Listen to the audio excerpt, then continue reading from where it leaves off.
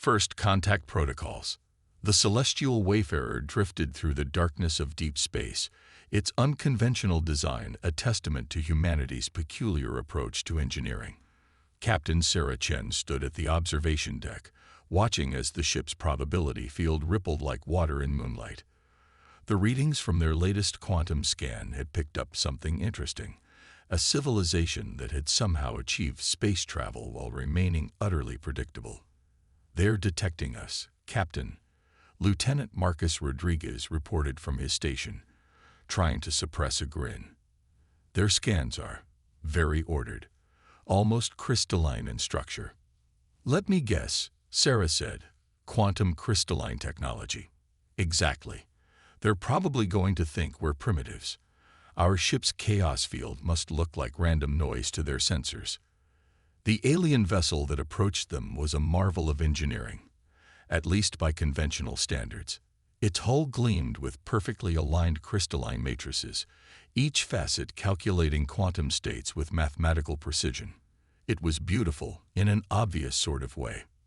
"They're hailing us," Communications Officer Yuki Tanaka announced. "The transmission pattern is, well, it's basically a quantum physics lecture wrapped in a greeting." Sarah smiled. "Send them our standard response." The human response was, by design, completely incomprehensible to conventional quantum computing systems. It wasn't that humans couldn't build quantum computers, they had simply found them too limiting. Why restrict yourself to binary quantum states when you could play with probability itself? The alien ship's response was immediate and amusing. Their precise, crystalline transmission patterns suddenly became erratic, as if their systems were struggling to process what they'd received. "They're sending another message," Yuki reported. They're asking if our transmission was a malfunction." "Tell them no," Sarah said, "and ask them if they'd like to see something really interesting." Without waiting for a response, Sarah nodded to her helmsman. The celestial wayfarer began to move, but not in any way the aliens could comprehend. The ship existed in multiple probability states simultaneously, performing what could only be described as a dance through quantum foam.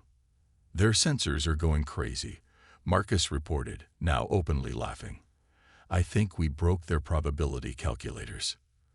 The alien vessel remained stationary, its crystalline surface reflecting the light of distant stars.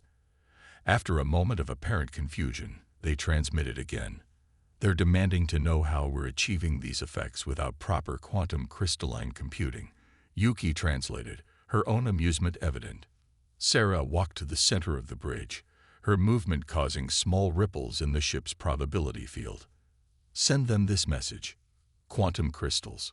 Oh, we tried those. Found them a bit rigid. Have you ever considered asking the universe nicely to bend its own rules?" The response was delayed this time, as if the aliens needed extra time to process this concept. When it came, the message was shorter. Explanation required. "Show them the gravity skip," Sarah ordered. The celestial wayfarer performed what should have been impossible. It skipped through space like a stone across water, each skip creating a ripple in the fabric of reality itself. The ship's AI had learned to treat space-time less like an immutable set of laws and more like a negotiable framework. "Their ship is actively backing away," Marcus reported. "I think we scared them." Sarah shook her head, still smiling. "Send them our first contact package. The simplified version. Let's not overwhelm them with the full theory of chaos computing just yet." As the data packet was transmitted, Sarah reflected on humanity's unique path to the stars. While other species had sought to master the universe through rigid control and precise calculations, humans had embraced chaos theory, probability manipulation, and the strange quantum effects that occurred when you treated universal constants more like universal suggestions. The alien vessel's response came slowly, carefully formatted in their crystalline communication style. "Your species operates outside known parameters. This requires discussion. Request permission to establish formal diplomatic contact." "Tell them we'd be delighted," Sarah replied. "And add that if they think this is impressive, Wait until they see how we make coffee." As the two ships began their careful diplomatic dance, Sarah couldn't help but wonder how these aliens would react when they learned that humanity's greatest technological achievements had come not from trying to control the universe, but from learning to work with its inherent chaos. After all, in a universe that ran on probability, sometimes the best approach was to embrace the improbable. The first step toward an interstellar understanding had been taken, and it had begun, as these things often did with humanity, with breaking all the rules in the most spectacular way possible. The logic paradox. Supreme Commander Vexteri of the Crystalline Dominion stood perfectly still, their iridescent exoskeleton reflecting the precise angles of light in their command center. Before them, a holographic display showed the impossible readings from the human vessel Celestial Wayfarer. 20 of the Dominion's finest quantum physicists had been analyzing the data for the past 12 hours, and 3 had already requested stress leave.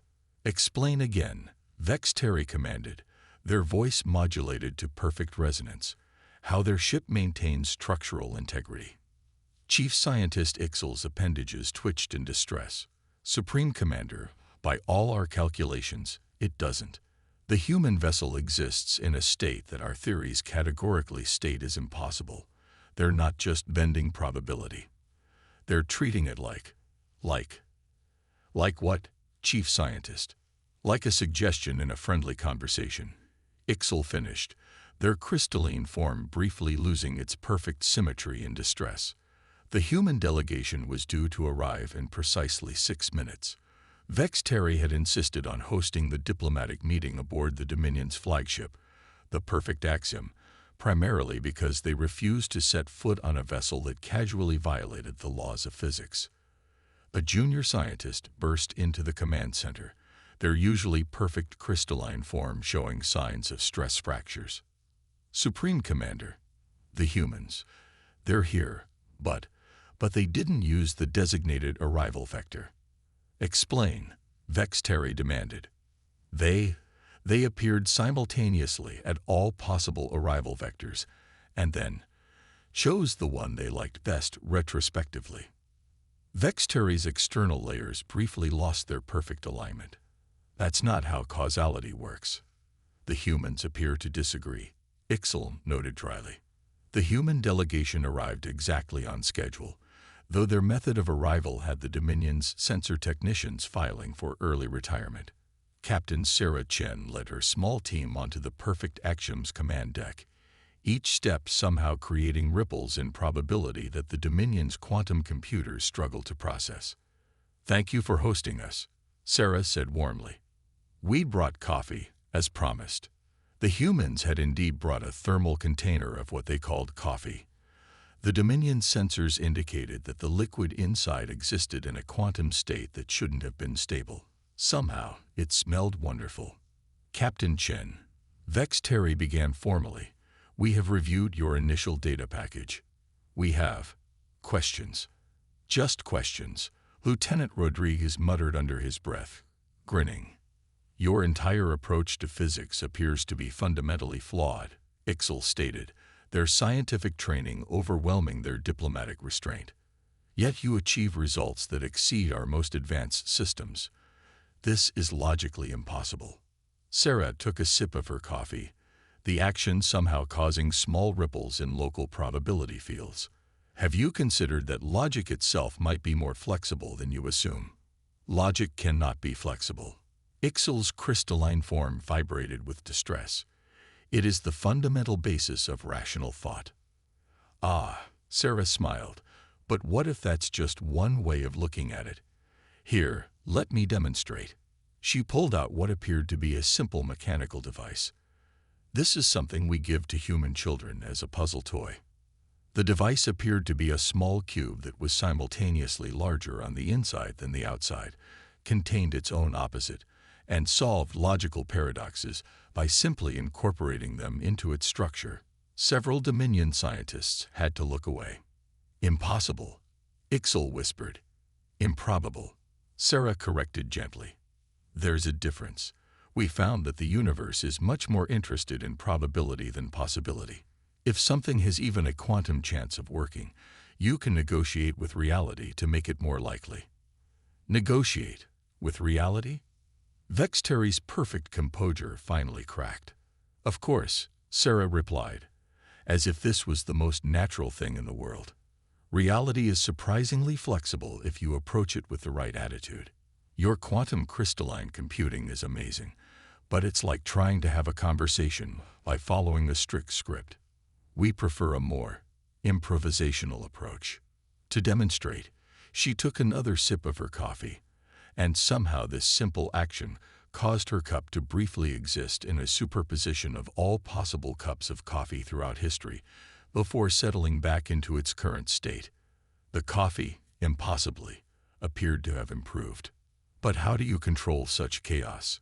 Ixel demanded. Control it? Sarah laughed. We don't control it. We work with it. Think of it like dancing. You can learn all the formal steps, or you can feel the rhythm and move with it. Humanity, we're definitely improvisational dancers. As if to prove her point, the celestial wayfarer, visible through the command center's viewing portal, performed what could only be described as a pirouette through probability space. Several Dominion sensor arrays spontaneously reconfigured themselves into abstract art in protest. Your entire civilization, Vexteri said slowly, treats the fundamental laws of physics as dance partners. More like drinking buddies, Lieutenant Rodriguez quipped, earning a gentle elbow from his captain. What my lieutenant means, Sarah explained, is that we found the universe has a sense of humor. Once we stopped trying to impose our ideas of order on it and started working with its natural chaos, everything became much easier. Did you know you can achieve faster than light travel by convincing space that it's actually shorter than it thinks it is? The entire command center fell silent as the Dominion's finest minds tried to process this statement. Finally, Vexteri spoke, their voice carrying the weight of a civilization facing a paradigm shift. Captain Chen, I believe our peoples have much to learn from each other. Though I must admit, I fear what teaching human methods to our young might do to our educational system. Sarah's smile was warm and genuine. Don't worry, Supreme Commander. We'll start small. Now, who'd like to learn about how we make our ships AIs by teaching quantum uncertainty to tell jokes? Quantum dance. The diplomatic crisis began, as these things often do, with a well-intentioned demonstration. The Crystalline Dominion had requested a practical explanation of human probability manipulation techniques. Captain Sarah Chen had agreed, perhaps too readily, to provide one. This, Sarah announced to the assembled Dominion scientists aboard their research station, is what we call a quantum harmonica. The device in her hand looked deceptively simple, a small metallic rectangle that seemed to flicker in and out of existence. Several Dominion observers adjusted their optical sensors, trying to force the object to maintain a consistent state of being. Please note, Chief Scientist Ixel warned, their crystalline form vibrating with anxiety, that our station's probability stabilizers are operating at maximum capacity. Sarah nodded sympathetically. You might want to turn those off. They'll just burn out trying to normalize what's about to happen. Before Ixel could protest, Sarah raised the quantum harmonica to her lips and played a single note. The sound that emerged existed in all frequencies simultaneously while somehow remaining melodious. Reality rippled around them like heat waves off hot pavement. Fascinating, Professor Zixtal commented, their scientific curiosity overwhelming their self-preservation instincts. You're creating controlled probability cascades through acoustic manipulation. Not exactly, Sarah replied, lowering the instrument. We're actually having a conversation with local space-time. The harmonica just helps us hit the right conversational tone. As if to demonstrate, she played another note. This time, the ripples in reality formed patterns, complex, fractal designs that seemed to suggest deeper meanings just beyond comprehension. Several younger Dominion scientists began spontaneously calculating advanced mathematical theorems. Impossible, Ixel declared, their perfect crystalline structure showing stress patterns. You cannot simply talk to space-time. Why not? Lieutenant Rodriguez asked from his position near the laboratory door. It's all around us. It's conscious of quantum states, and it responds to interaction. Sounds like a potential conversation partner to me. But Ixel's protests were interrupted by alarms. The station's quantum stabilizers were beginning to overload, their crystalline matrices unable to cope with the increasing levels of probability flux. Sarah quickly pocketed the quantum harmonica. You really should turn those stabilizers off. Fighting probability just makes it push back harder. Our entire station is designed around quantum stability, Professor Zixtal explained, their voice modulating with concern. We cannot simply. The decision was made for them as the stabilizers reached critical levels. Throughout the station, crystalline computing nodes began to resonate at frequencies they were never designed to achieve. Reality itself seemed to flex. Everyone stay calm, Sarah commanded, her voice carrying an authority that somehow extended to local causality. Lieutenant, show them how we handle probability cascades. Rodriguez stepped forward, pulled out what looked like a simple tuning fork, and struck it against his palm. The sound it produced didn't so much travel through the air as rearrange probability to suggest that the cascade had never begun in the first place. The alarms stopped. The crystalline matrices stabilized. Several Dominion scientists stared at their readings in disbelief. Did you just retroactively prevent the cascade? Ixel asked, their voice barely a whisper. Not exactly, Rodriguez explained, pocketing the tuning fork. We just convinced this section of space-time that a cascade would be inconvenient right now. Reality is usually pretty reasonable if you approach it the right way. This defies all logic, Professor Zixtal exclaimed, though their voice carried more excitement than protest. Logic is overrated, Sarah said with a smile. We found that the universe runs more on narrative causality than logical causality. Things happen because they make a good story, not because they follow strict rules. The assembled Dominion scientists began talking all at once, their perfectly ordered minds struggling to process this fundamental shift in understanding. Quantum mechanics wasn't supposed to work this way. Reality wasn't supposed to be negotiable. Perhaps, Ixel said slowly, their scientific training warring with the evidence before them. We have been approaching our research from too rigid a perspective. That's the spirit, Sarah encouraged. Once you stop trying to force reality to make sense and start working with its inherent narrative structure, everything becomes much easier. Watch this. She pulled out the quantum harmonica again, and this time when she played, the notes didn't just bend probability. They began to weave it into patterns. The air itself seemed to dance with possibilities, each one more beautiful than the last. This is just the beginning, Sarah explained as reality waltzed around them. Wait until you see what happens when we start teaching your quantum computers to appreciate music. The Dominion scientists watched in wonder as their perfectly ordered world began to shift and change, not through chaos, but through a deeper harmony they had never imagined possible. Their crystalline technology, designed for perfect stability, was learning to dance. And somewhere, in the quantum foam between moments, the universe smiled. Humanity hadn't just made first contact with another civilization. They had introduced them to an entirely new way of seeing reality itself. The real question was, what would the crystalline Dominion do with this knowledge? Chaotic harmony. No one expected the quantum storm.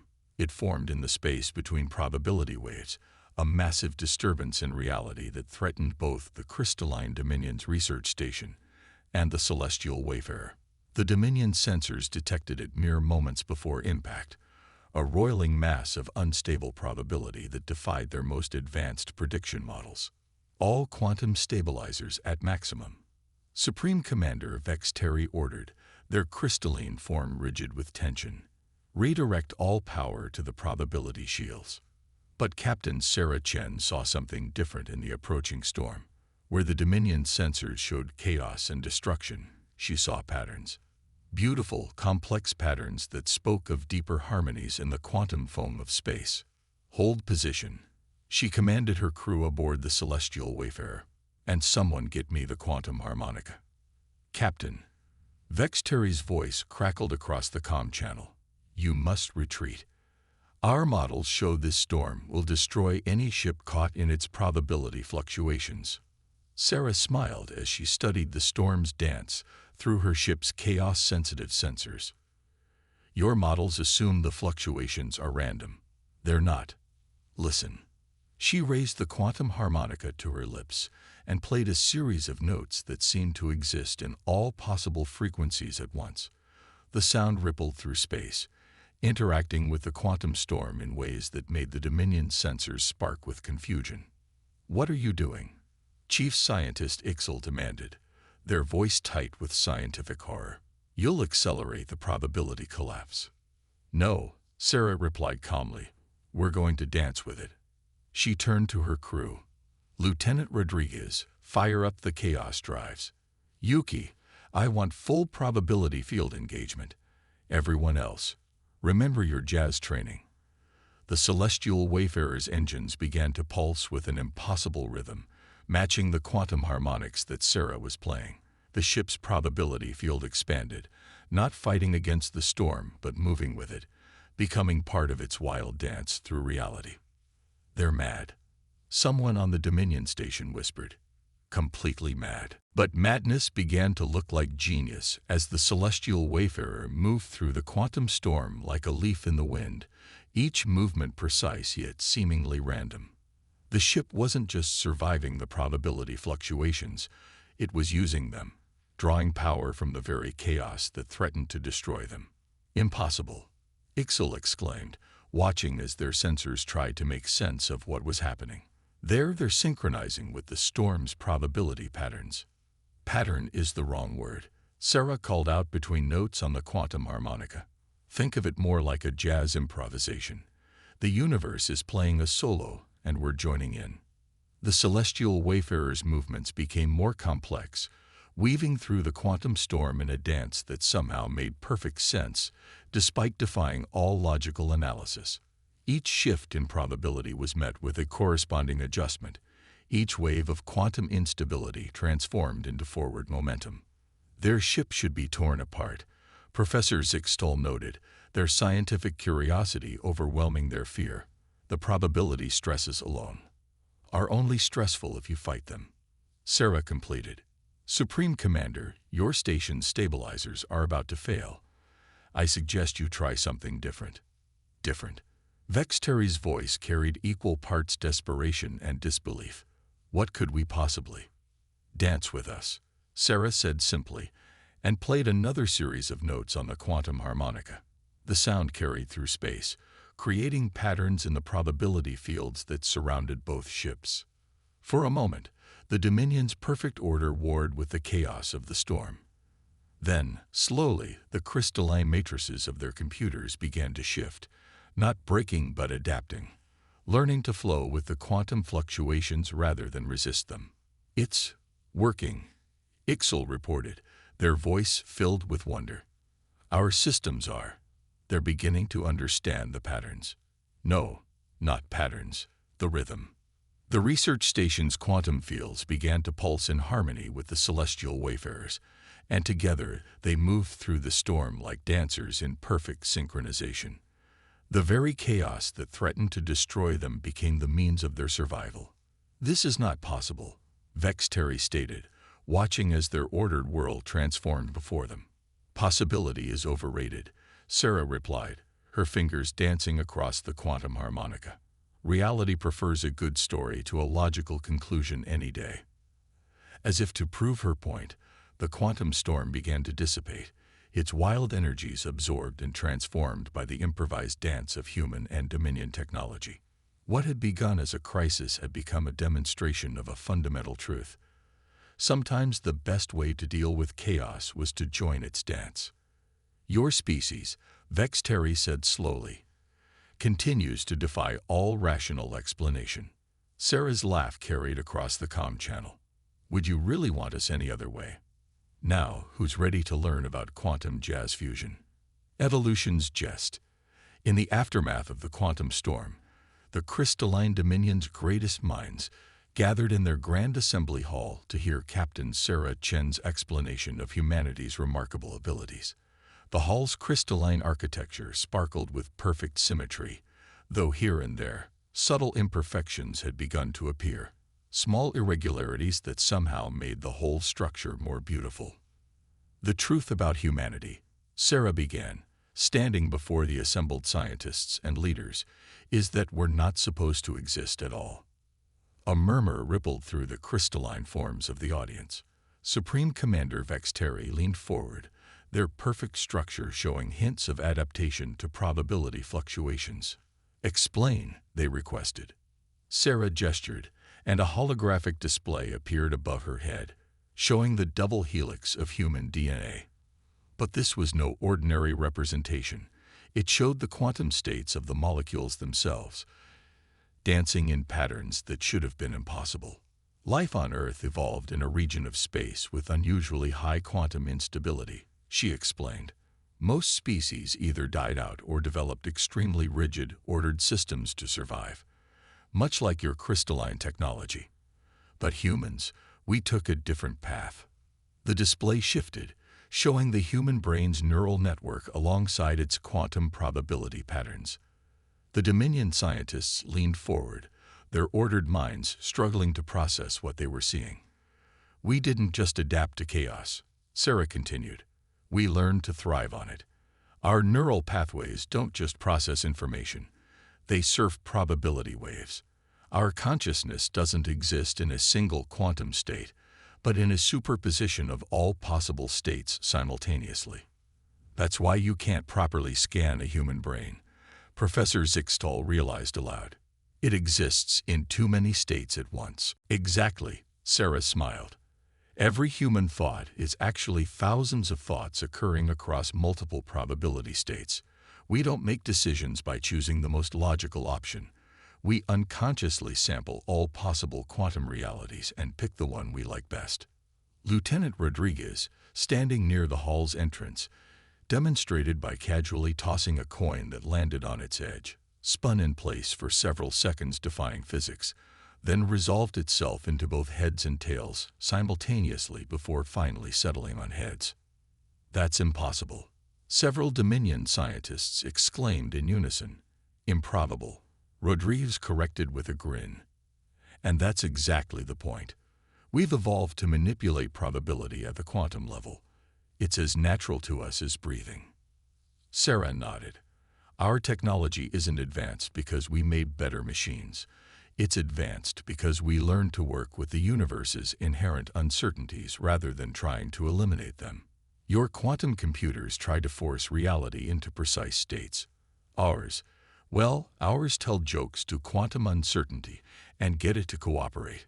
A holographic display shifted again, showing the massive probability engines that powered human ships.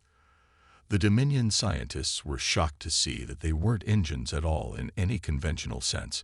They were more like quantum jazz bands, playing with reality's fundamental forces in ways that made physics itself want to dance. But the implications... Chief Scientist Ixel's voice trembled. "If consciousness can exist across multiple quantum states, then reality itself might be conscious." Sarah finished. "Now you're getting it. The universe isn't a machine following rigid laws. It's a living system that responds to interaction. We didn't master physics. We just learned how to make friends with it." Supreme Commander Vexteri's crystalline form shimmered with deep thought. "This explains why your ships don't just break our laws of physics. They somehow convince physics itself to take a vacation." "Exactly." Sarah laughed. "Though we prefer to think of it as inviting physics out for coffee and a chat about trying new things." The assembly hall fell silent as the implications sank in. Humanity hadn't advanced beyond the Dominion technologically. They had evolved along an entirely different path, one that turned what should have been a deadly weakness into their greatest strength. "We've spent millennia," Vexteri said slowly, "perfecting our crystalline technology. seeking to impose perfect order on an imperfect universe. And all this time, Sarah completed, the universe was waiting for someone to just ask it nicely to bend its own rules. She pulled out her quantum harmonica. "Would you like me to demonstrate?" As the impossible notes filled the hall, reality itself seemed to pause and listen. The Dominion's perfect crystalline architecture began to shift and change, not breaking but evolving, learning to dance with probability rather than fight it. And in that moment, both species realized that they stood at the beginning of something extraordinary. "Your species," Vex Terry declared, their voice carrying the weight of historical significance, "has much to teach us. And perhaps in learning to embrace chaos, we might find a new kind of order." Sarah pocketed the harmonica with a smile. "That's the spirit. Though I should warn you, once you start dancing with probability, it's hard to stop. Reality, it turns out, really enjoys having dance partners." And so began a new chapter in galactic history, as the crystalline Dominion learned to loosen their rigid structures and humanity shared their art of quantum jazz. Together, they would discover that the universe had an infinite capacity for wonder, especially when you stopped trying to make sense of it and simply joined its eternal dance.